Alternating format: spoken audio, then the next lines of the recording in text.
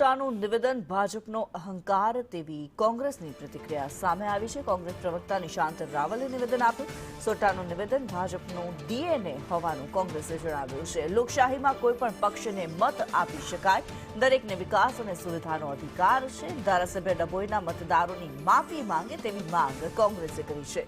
ભાજપ માટે આવા નિવેદનોની નવાઈ નહીં તેવું પણ કોંગ્રેસે કહ્યું। માનનીય શ્રી શૈલેષભાઈ મહેતાએ જે રીતનું તાનાશાહી અને અહંકાર ભરેલું સ્ટેટમેન્ટ આપ્યું છે એમાં મને નથી લાગતું કે એમનો એકલાનો વાંક છે, કારણ કે આ આખી ભારતીય જનતા પાર્ટીના ડીએનએમાં આવી ગયું છે।